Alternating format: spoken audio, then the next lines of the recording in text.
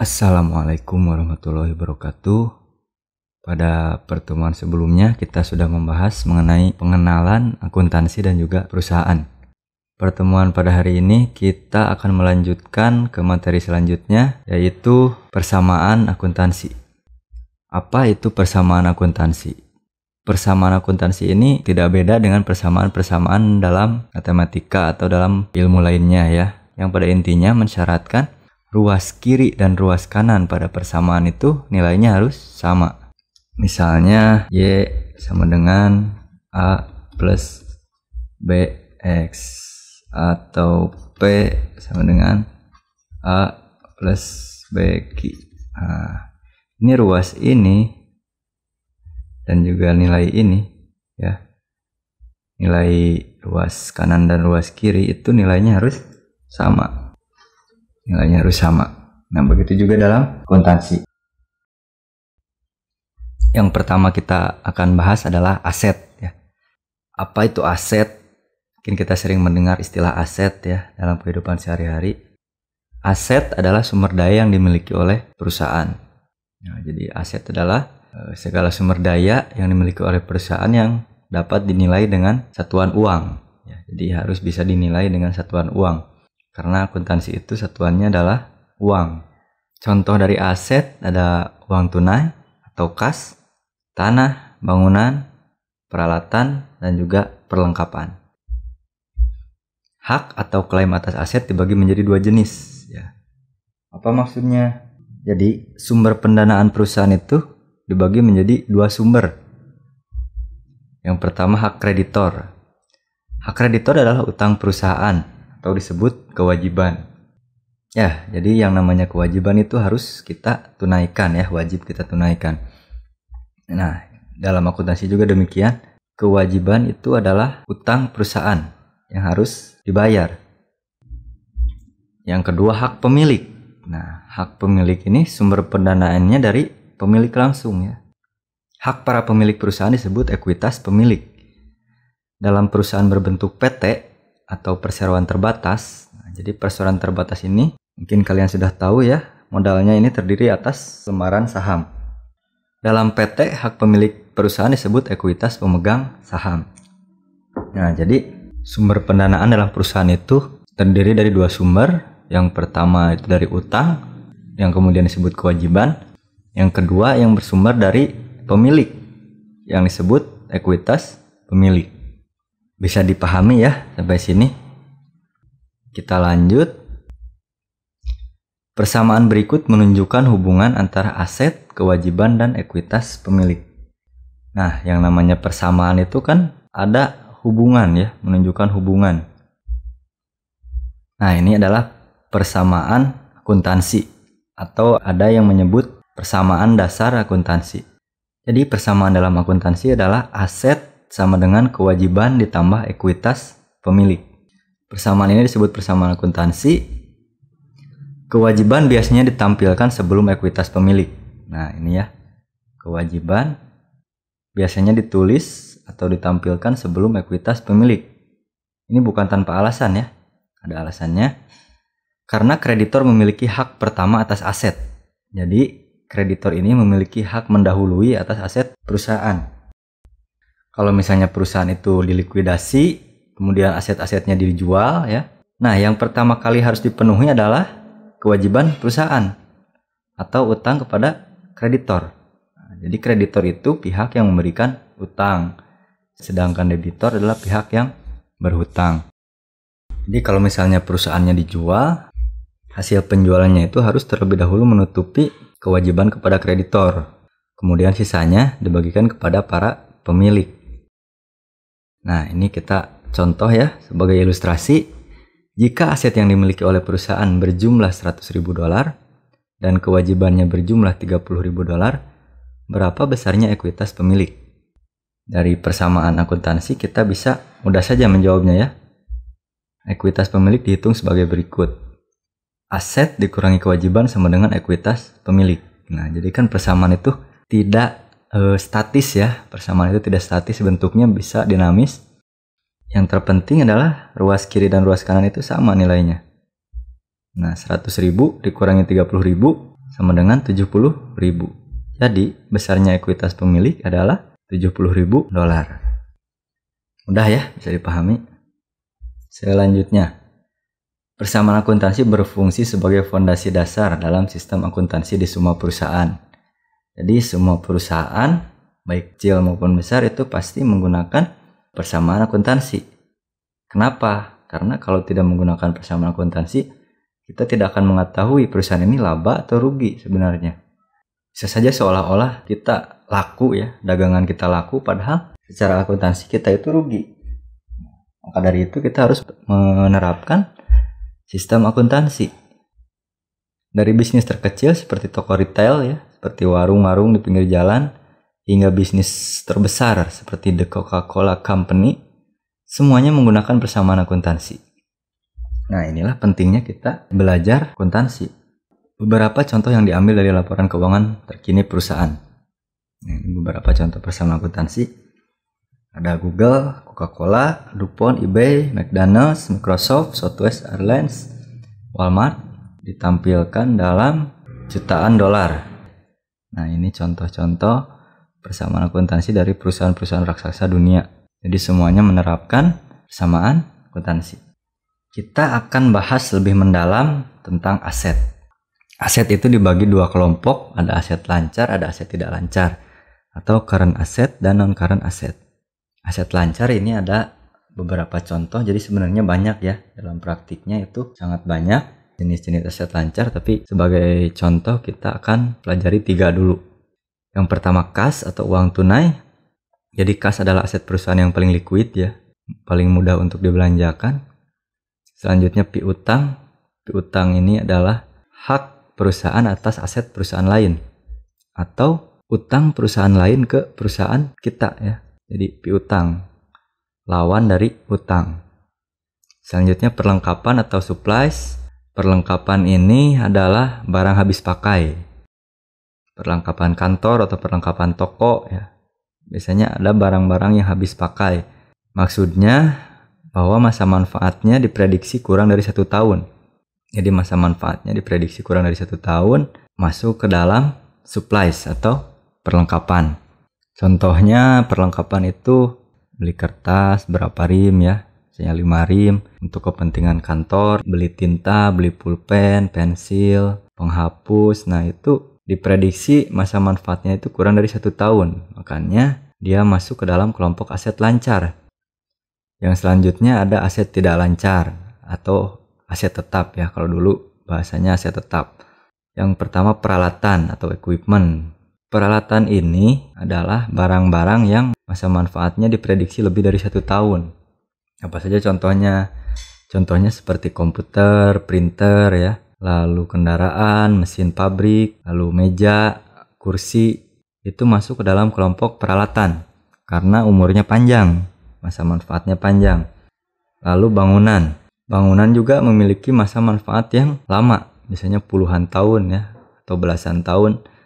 Bangunan ini masuk ke dalam kelompok aset tidak lancar. Kemudian tanah. Tanah sudah pasti ya, masa manfaatnya lama, bahkan mungkin unlimited ya. Ada beberapa kesamaan antara peralatan dan juga bangunan. Yang pertama kesamaannya itu masa manfaatnya lebih dari 1 periode akuntansi ya, atau 1 tahun, karena biasanya 1 periode akuntansi itu 12 bulan. Yang kedua, kesamaannya itu nilainya itu akan menyusut. Seiring bertambahnya usia, nilai peralatan dan juga nilai bangunan akan menyusut. Jadi, perusahaan akan menetapkan kebijakan penyusutan dari peralatan dan juga bangunan. Misalnya, perusahaan membeli mobil ya seharga 500 juta. 3 tahun kemudian nilai tersebut akan menyusut. Ya, nilai mobil tersebut akan menyusut, tidak akan lagi tetap 500 juta. Oleh karena itu, perusahaan wajib mencatat beban penyusutan dari peralatan juga bangunan. Nah, bangunan juga demikian, seiring bertambahnya usia kan akan makin usang ya, umurnya akan berkurang ya, masa manfaatnya. Oleh karena itu nilainya harus disusutkan. Jadi harus ada beban penyusutan bangunan. Nah, pengecualian untuk tanah, karena tanah ini nilainya tidak akan menyusut.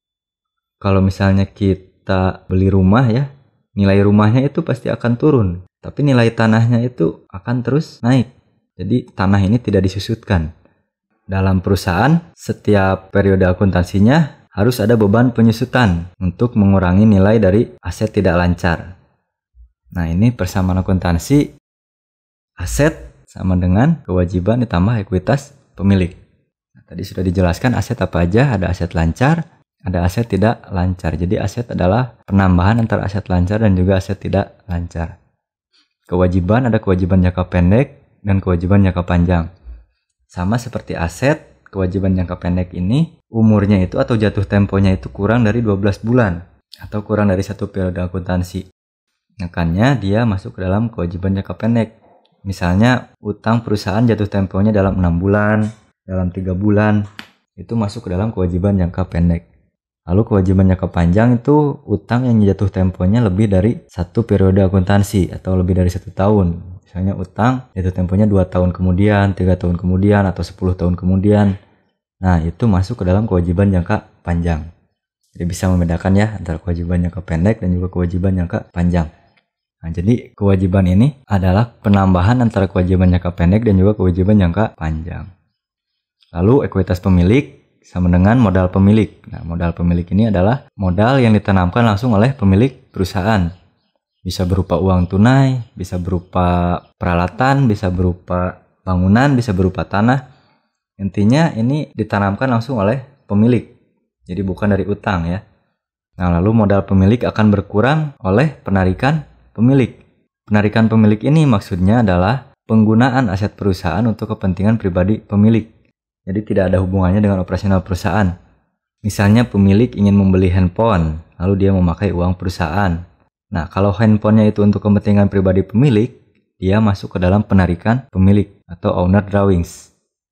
Ini owner capital, modal pemilik, ini owner drawings. Nah, modal pemilik akan bertambah oleh pendapatan. Pendapatan ini tergantung jenis usahanya. Jenis usahanya perusahaan jasa, berarti dia pendapatan jasa. Kalau jenis usahanya perusahaan dagang, berarti dia penjualan atau sales. Kemudian beban.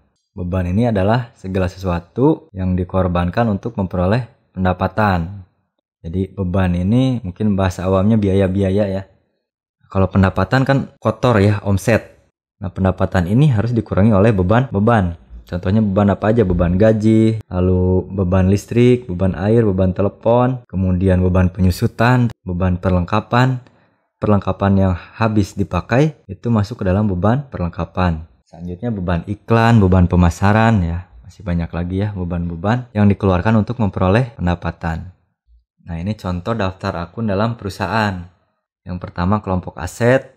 Kelompok aset ada kas atau uang tunai, akun receivable piutang, supplies perlengkapan, prepaid insurance, asuransi dibayar di muka. Jadi dalam akuntansi akrual ada yang namanya beban dibayar di muka dan pendapatan diterima di muka. Prepaid insurance ini masuk ke dalam beban dibayar di muka. Misalnya kan iuran asuransi itu biasanya dibayar tiap bulan ya. Asuransi kesehatan, asuransi kecelakaan, atau asuransi kebakaran, atau asuransi kendaraan biasanya dibayar tiap bulan. Lalu misalnya perusahaan membayar untuk 6 bulan sekaligus. Nah, itu masuk ke dalam beban dibayar di muka.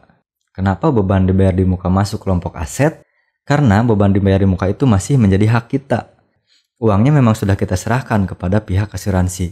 Tapi uang tersebut masih menjadi hak kita. Kenapa? Karena iuran asuransinya belum terjadi. Nah, ketika iuran asuransinya sudah terjadi, dia akan menjadi beban asuransi. Ketika bebannya sudah terjadi, si asuransi dibayar di muka ini akan menjadi beban asuransi. Bisa dipahami ya? Selanjutnya kelompok aset tidak lancar, ada peralatan. Nah, tadi yang sudah saya bilang bahwa peralatan itu nilainya akan menyusut setiap tahun. Akan muncul yang namanya depreciation expense. Ini adalah beban penyusutan. Jadi setiap tahun akan muncul beban penyusutan. Misalnya penyusutan kendaraan itu 10 juta setiap tahunnya. Setelah 5 tahun umur kendaraan tersebut, akumulasi penyusutannya akan menjadi 50 juta. Jadi beban depresiasi ini, beban penyusutan ini akan diakumulasikan dalam akun akumulasi depresiasi. Akun akumulasi depresiasi ini akan menjadi pengurang nilai asetnya, bisa peralatan, bisa bangunan. Kalau akumulasi depresiasi peralatan berarti mengurangi nilai peralatan. Kalau akumulasi depresiasi bangunan berarti akan mengurangi nilai bangunan. Oke ya, bisa dimengerti. Selanjutnya kita masuk ke dalam kelompok kewajiban atau liabilities. Kewajiban ini liabilities, notes payable, utang wesel ya. Jadi kesepakatan untuk membayar sejumlah tertentu kepada perusahaan lain, biasanya bersama bunganya ya. Ini artinya kita punya utang kepada perusahaan lain. Kita sepakat untuk membayar sejumlah tertentu. Lalu ada accounts payable atau utang usaha. Utang usaha ini biasanya ketika kita menjalankan perusahaan, ada pembelian jasa atau pembelian barang yang dibayar secara kredit ya, atau tidak tunai. Itu masuk ke dalam utang dagang. Misalnya kita membeli perlengkapan dari supplier, kita tidak bayar secara tunai, kita bayarnya secara kredit. Nah, itu masuk ke dalam account payable. Atau kita beli barang dagangan dari pemasok atau dari supplier secara kredit, berarti masuknya ke accounts payable. Nah, lalu dalam akuntansi akrual juga ada yang namanya pendapatan diterima di muka. Nah, kalau ini kan beban dibayar di muka ini, prepaid insurance. Ini ada yang namanya pendapatan diterima di muka. Apa maksudnya pendapatan diterima di muka? Jadi maksudnya si perusahaan itu menerima uang dari pelanggan, tapi pekerjaannya itu belum dilakukan atau barangnya itu belum dikirim. Intinya kita menerima uang muka dari pelanggan. Misalnya kita punya bengkel nih. Nah, pelanggan itu, "Pak, ini tolong betulkan motor saya simpan ini uang 500.000. Nah, 500.000 itu menjadi kewajiban bagi kita, tidak menjadi pendapatan. Kenapa belum menjadi pendapatan? Karena jasa servis motornya belum kita lakukan. Jadi masih menjadi kewajiban. Atau kita masih berhutang jasa kepada pelanggan. Ketika motornya sudah beres di servis, nah barulah kita bisa mengakui bahwa uang tersebut adalah hak kita. Karena ketika pekerjaannya belum kita kerjakan, uang tersebut masih menjadi hak konsumen. Bisa saja diambil lagi oleh konsumen. Nah, ketika motornya sudah beres, diperbaiki, uang tersebut sudah sepenuhnya milik kita. Ya, jadi itu adalah pendapatan diterima di muka. Kalau di sini pendapatan jasa diterima di muka. Lalu apalagi misalnya pendapatan sewa diterima di muka ya. Misalnya gini ya, perusahaan kita menyewa bangunan toko kepada pihak lain. Setiap bulannya itu biaya sewanya itu 1 juta. Lalu kita bayar untuk 1 tahun sekaligus. Berarti kita memberikan uang 12 juta. Nah, itu bagi kita adalah beban dibayar di muka. Prepaid rent. Rent itu sewa ya. Tapi bagi pemilik toko itu adalah pendapatan diterima di muka. Pendapatan sewa diterima di muka. Karena sewanya belum terjadi, tapi dia sudah menerima uang. Nah, begitu contohnya ya. Jadi bagi pihak yang memberikan uang muka itu adalah beban dibayar di muka. Tapi pihak yang menerima uang muka, dia menjadi pendapatan diterima di muka. Pendapatan diterima di muka itu menjadi kewajiban. Kenapa kewajiban? Karena transaksinya itu belum terjadi ya. Kalau misalnya sewanya itu belum terjadi, itu menjadi kewajiban. Belum sepenuhnya menjadi hak kita. Selanjutnya kewajiban ada utang, upah, dan gaji ya. Utang, upah, dan gaji ini berarti gaji dan upah pegawai yang belum dibayar oleh perusahaan. Misalnya perusahaan kebijakannya itu gajiannya itu tiap tanggal 29. Ketika tanggal 29 itu belum dibayar oleh perusahaan. Berarti gaji itu menjadi utang ya. Utang, gaji, dan upah karena belum dibayar. Selanjutnya utang bunga. Nah, ketika kita meminjam uang atau ketika kita melakukan pembelian secara kredit, biasanya akan timbul bunga. Nah, bunga ini kalau belum dibayar akan menjadi utang bunga. Selanjutnya, ekuitas pemilik. Nah, tadi sudah dijelaskan ya, ekuitas pemilik. Di antaranya ada modal pemilik. Modal pemilik ini modal yang ditanamkan oleh pemilik. Owner's capital ini adalah modal pemilik. Lalu owner's drawings itu adalah penarikan pemilik. Berarti penggunaan aset perusahaan untuk kepentingan pribadi pemilik. Lalu ada income summary. Akun income summary ini untuk menutup akun pendapatan dan beban. Nah, ini tidak akan kita jelaskan sekarang ya. Nanti saja pertemuan yang akan datang. Selanjutnya ada pendapatan.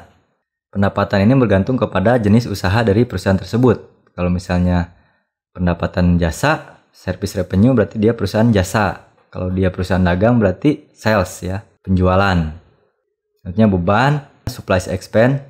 Nah, di aset ini akan kita supplies ya. Misalnya kita membeli perlengkapan pada awal tahun. Jadi ini akan menjadi aset supplies. Ketika perlengkapan itu habis pakai, sudah terpakai, perlengkapan itu akan menjadi beban, menjadi supplies expense. Lalu depreciation expense, beban penyusutan, sudah kita jelaskan juga tadi ya, beban penyusutan. Insurance expense, beban asuransi. Nah, asuransi dibayar di muka. Ketika iuran asuransinya sudah terutang atau sudah dibayar, itu akan menjadi beban asuransi. Misalnya iuran asuransi sebesar 150.000. Kita bayar asuransi tersebut untuk 6 bulan. Berarti pada bulan pertama akan muncul beban asuransi sebesar 150.000. Bulan kedua akan muncul beban asuransi 150.000 lagi. Berarti asuransi dibayar di muka ini akan berkurang sebesar 300.000 karena menjadi beban asuransi. Ya, mengerti ya? Lalu beban upah dan gaji. Kalau kita bayar upah dan gaji karyawan, berarti itu akan menjadi beban. Lalu beban sewa, misalnya perusahaan itu menyewa kantor atau menyewa gedung pabrik, nah dia akan timbul beban sewa. Misalnya tiap bulan atau tiap tahun, itu tergantung kesepakatan ya. Intinya akan muncul beban sewa. Lalu beban bunga, misalnya perusahaan punya utang, dia bayar bunga, ini akan menjadi beban bunga, interest expense.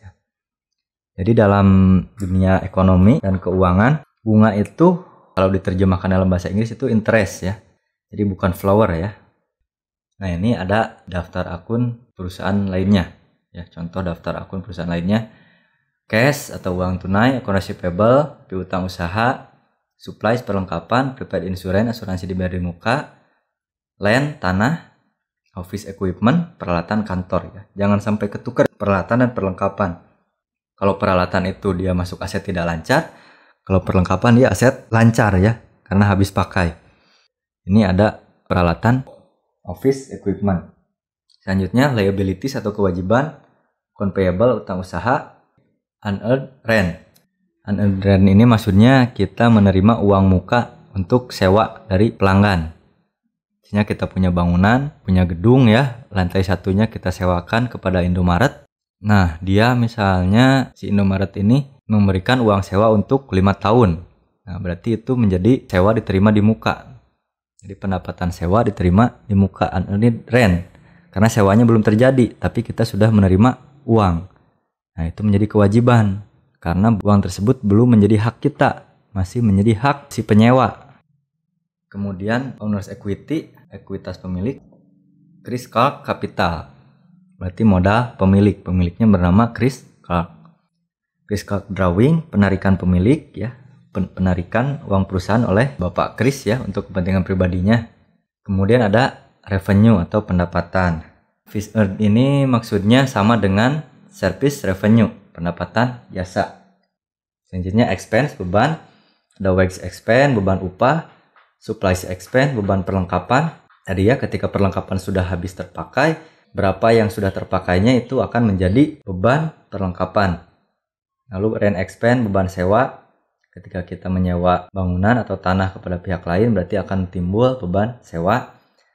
Utilities expense, beban utilitas, maksudnya tagihan-tagihan yang rutin ya, seperti listrik, air, telepon, internet, itu masuk ke dalam utilitas expense atau utilities expense.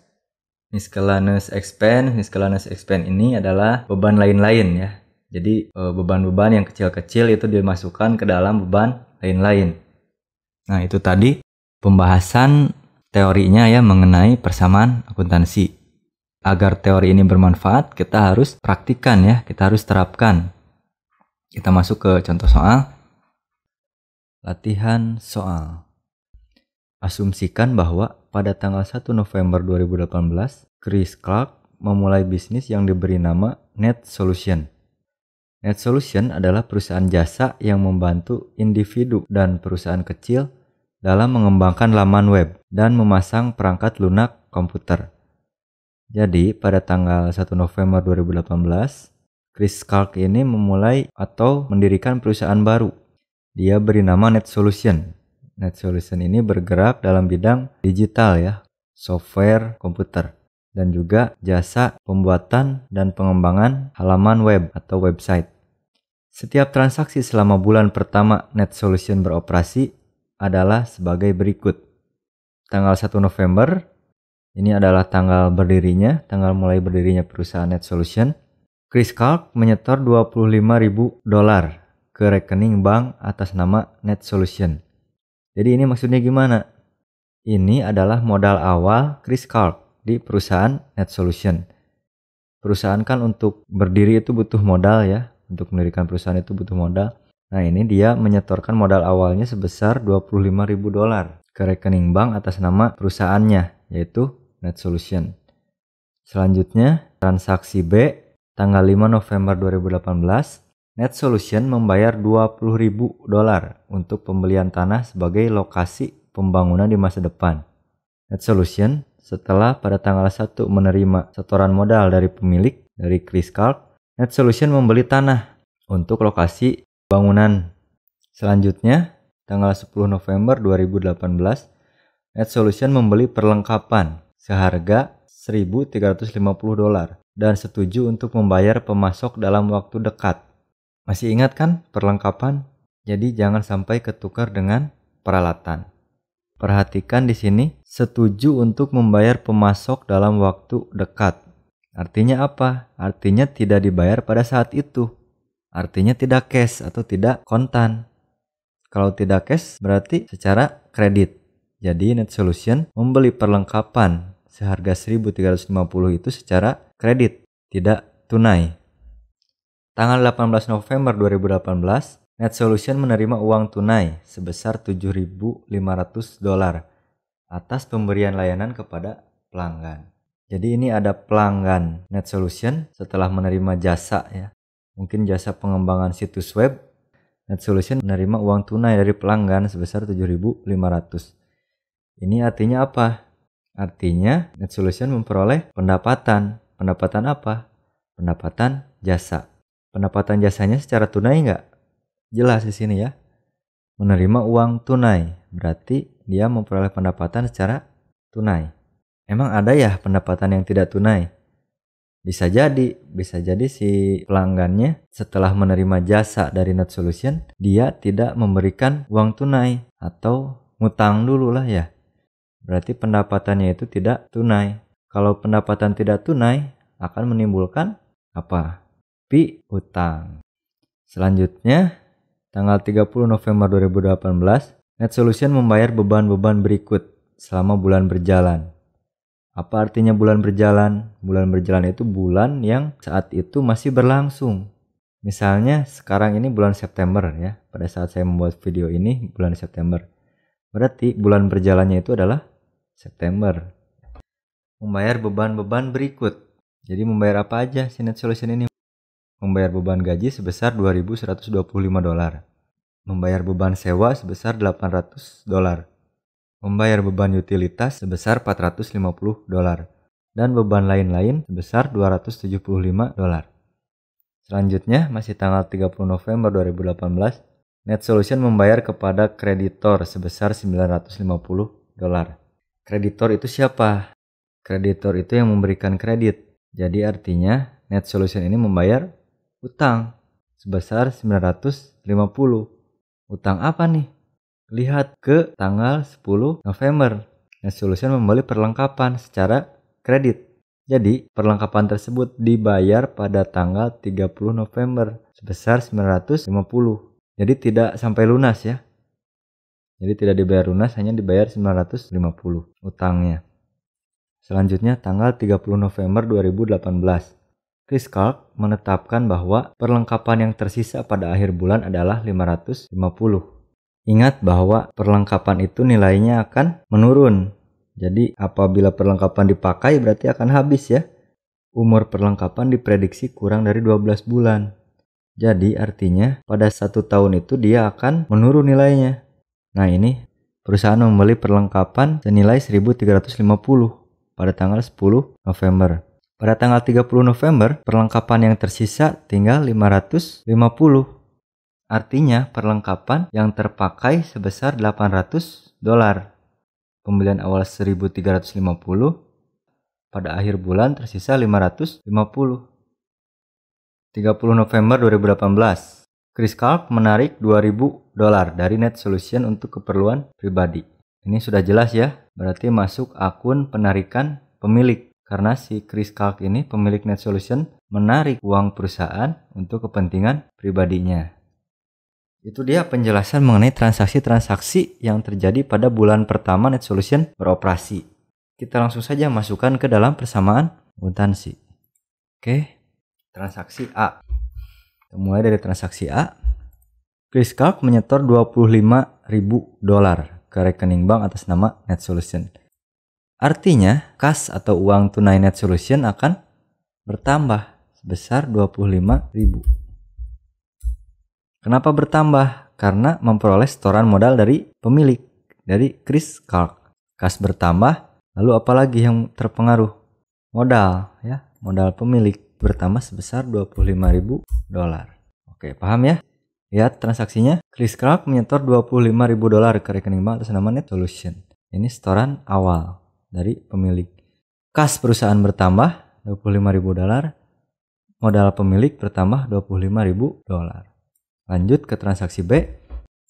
Net Solution membayar $20.000 untuk pembelian tanah. Jadi dia membeli tanah. Berarti tanah kita bertambah. Kenapa bertambah? Karena kita beli tanah ya. Tanah kita bertambah sebesar $20.000. Beli tanah pakai apa?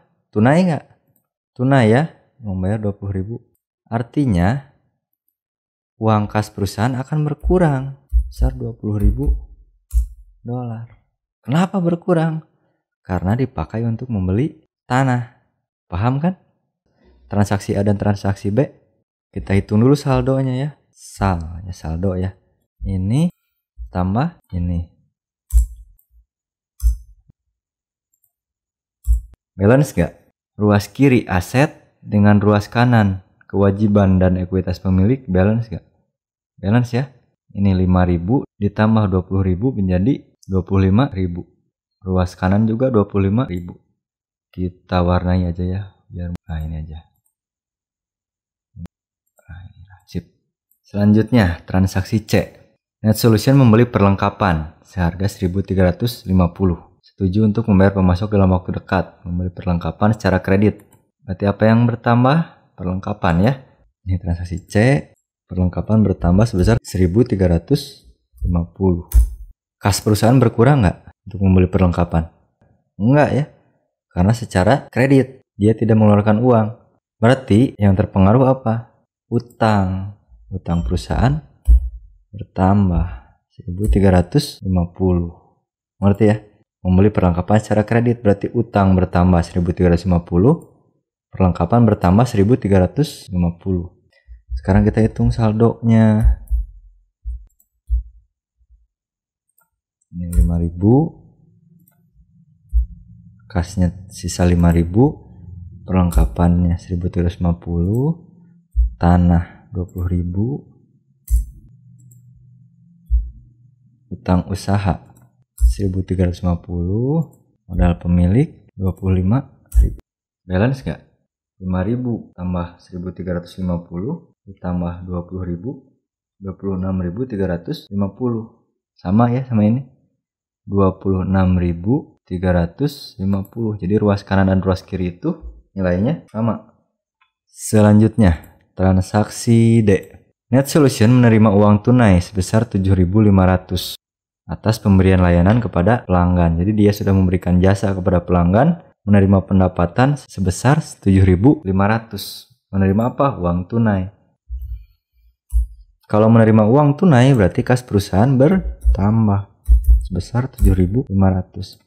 Apalagi yang terpengaruh? Pendapatan 7.500. Pendapatan kita bertambah 7.500. Ngerti ya? Jadi menerima uang tunai atas pemberian jasa 7.500, 7.500. Saldo berarti 5.000 ditambah 7.500. Ini perlengkapan 1.350. Tanah 20.000. Utang usaha 1.350, modal pemilik 25.000, pendapatan 7.500. 500. Oke, nanti aja ya kita jumlahkannya di akhir ya untuk mengecek seimbang atau tidaknya atau balance atau tidaknya. Kita langsung lanjut ke transaksi E. Net Solution membayar beban-beban berikut selama bulan berjalan. Yang pertama membayar beban gaji 2125. Berarti beban di sini ya. Beban bertambah 2125. Lalu beban sewa $800. Utilitas, beban utilitas 450. Beban lain-lain 275. Ini apa yang terpengaruh? Akun apa yang terpengaruh? Di ruas kiri. Akun kas ya, karena kalau kita membayar beban, kita akan mengeluarkan uang. Berarti ini 2125. Di sini 800. Sini 450, 275. Minus ya. Minus.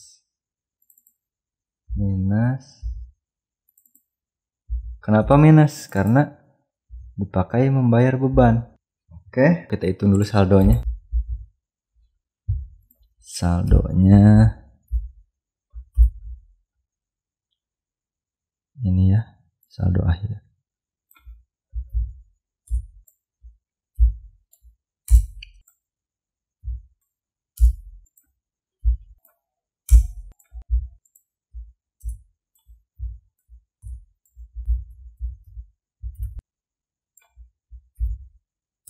Oke, saldonya sudah diketahui.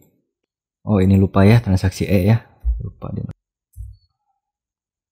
Kita lanjut ke transaksi F. Transaksi F. Net Solution membayar kreditor sebesar 950. Membayar utang apa ini? Membayar utang perlengkapan. Kalau membayar utang berarti kas kita berkurang sebesar 950. Lalu apalagi yang terpengaruh kalau kita bayar utang? Selain uang kita berkurang, utang kita juga berkurang 550. Kayak ngerti ya? Jadi uang tunai perusahaan berkurang sebesar 950 untuk bayar utang. Karena dibayar, utangnya juga berkurang sebesar 950. Oke, bisa dimengerti? Kita hitung saldonya.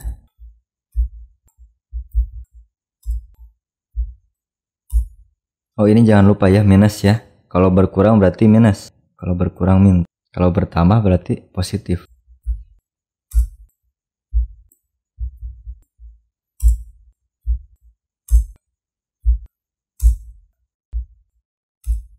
Selanjutnya transaksi G. Criscalc menetapkan bahwa nilai perlengkapan yang tersisa pada akhir bulan adalah 550. Berarti kalau tersisa 550 terpakai sebesar 800. Berkurang sebesar 800. Kenapa ada 800? Karena yang tersisanya tinggal 550.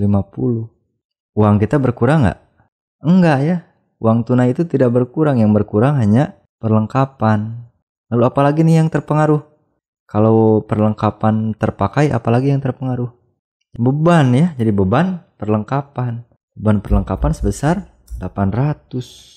Kita hitung saldonya. Kas perusahaan tinggal 7.900. Saldo perlengkapan tersisa 550. Tanah masih tetap 20.000. Utang usaha 400. Modal pemilik masih 25.000. Pendapatan 7.500.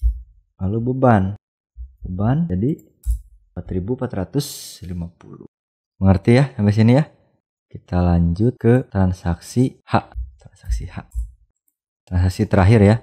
Criscalc menarik $2.000 dari Net Solution untuk keperluan pribadi. Menarik uang, kalau ditarik berarti berkurang. Uang kas perusahaan berkurang $2.000. Jadi apa yang terpengaruh? Penarikan pemilik. Oke. $2.000. Apa maksudnya penarikan pemilik? Penggunaan uang perusahaan untuk kepentingan pribadi pemilik. Ini min. Jangan lupa min ya, karena uang tunai perusahaan berkurang, uang kas perusahaan berkurang, penarikan pemilik bertambah sebesar 2.000. Oke, kita cek saldonya. 7.900 dikurangi 2.000, lalu 550. Perlengkapannya 550 tanah masih tetap karena tidak dijual. Utang usaha tersisa 400. Modal pemilik 25.000. Penarikan pemilik 2.000. Penarikan pemilik 2.000. Pendapatan 7.500. Beban 4.450. Oke, sekarang kita cek ya. Kita periksa sekarang. Ruas kiri dan ruas kanan sama nggak nilainya? Karena ini adalah persamaan akuntansi. Aset sama dengan kewajiban ditambah ekuitas pemilik. Jadi ruas kiri nilai aset dengan ruas kanan nilai kewajiban ditambah ekuitas pemilik nilainya harus sama. Ngerti ya? Bagaimana cara memeriksanya? Sekarang ini berarti kas perusahaan ya. Ditambah perlengkapan 550 ditambah 20.000. Apa 20.000 tanah? Pak, kalau misalnya ini asetnya ada semua gimana? Ya kita jumlahkan. Misalnya kas, piutangnya ada, berarti jumlahkan piutangnya. Peralatannya ada, jumlahkan juga peralatannya. Intinya saldo yang ada di aset kita jumlahkan semuanya 26.450. Berarti jumlah aset perusahaan sebesar 26.450. Kita periksa apakah sama dengan nilai kewajiban dan ekuitas pemilik. Nah, lihat di atasnya ya. Utang usaha ditambah modal pemilik. Ini utang usaha 400 ditambah modal pemilik 25.000. Dikurangi penarikan pemilik besar 2.000. Dikurangi 2.000. Lalu ditambah pendapatan. Pendapatannya 7.500. Dikurangi beban. Perhatikan ya. Utang usaha ditambah modal pemilik. Dikurangi penarikan pemilik. Kenapa penarikan pemilik mengurangi? Karena penarikan aset perusahaan untuk kepentingan pemilik akan mengurangi modal pemilik. Dia menyetor modal 25.000, ditarik 2.000, berarti berkurang modalnya. Ditambah pendapatan. Karena pendapatan ini akan menambah ekuitas pemilik. Jadi ditambah 7.500. Dikurangi beban. Karena pendapatan ini adalah pendapatan kotor atau bruto, jadi harus dikurangi beban dulu ya. 4.450. Kita cek ya, apakah betul balance atau sama nilainya. Bismillahirrahmanirrahim. Oke, sama nggak? Sama ya. Berarti kita berhasil mengerjakan persamaan akuntansi. Kita kasih di sini ya. Persamaan akuntansi. Net solution. Lihat, 26.450, 26.450. Inilah yang dinamakan dengan persamaan akuntansi. Ini contoh pengerjaan soalnya. Oh iya, jangan lupa masukkan simbol operasi hitungnya ya, agar lebih mudah dipahami oleh pembaca atau pengguna informasi. Jadi ini kas, ditambah piutang usaha, ditambah perlengkapan, ditambah peralatan, ditambah tanah. Jadi aset ini dijumlahkan semuanya kecuali jika ada akumulasi penyusutan. Akumulasi penyusutan itu akan mengurangi nilai aset. Selanjutnya di ruas kanan, yaitu kewajiban ditambah ekuitas pemilik. Utang usaha ditambah modal pemilik dikurangi penarikan pemilik ditambah pendapatan dikurangi beban. Ini sama dengan ya itu ya. Jadi ditambahkan simbol operasi hitungnya atau tanda hitungnya. Jadi nilai aset sama dengan kas ditambah piutang usaha ditambah perlengkapan ditambah peralatan ditambah tanah. Selanjutnya nilai kewajiban ditambah ekuitas pemilik, utang usaha ditambah modal pemilik dikurangi penarikan pemilik ditambah pendapatan dikurangi beban. Kenapa utang usaha ditambah modal pemilik? Seperti yang sudah kita bahas di awal, bahwa sumber permodalan perusahaan itu ada dua. Bisa utang, bisa juga modal pemilik. Ya, jadi ini utang usaha ditambah modal pemilik. Oke, mengerti ya? Supaya kalian juga bisa mengerjakan soal persamaan akuntansi, jadi harus latihan sendiri, harus coba sendiri. Silakan download soal yang ada di kolom deskripsi. Baca juga perintah pengerjaan soalnya ya. Semoga penjelasan ini bermanfaat. Terima kasih. Sehat selalu. Wassalamualaikum warahmatullahi wabarakatuh.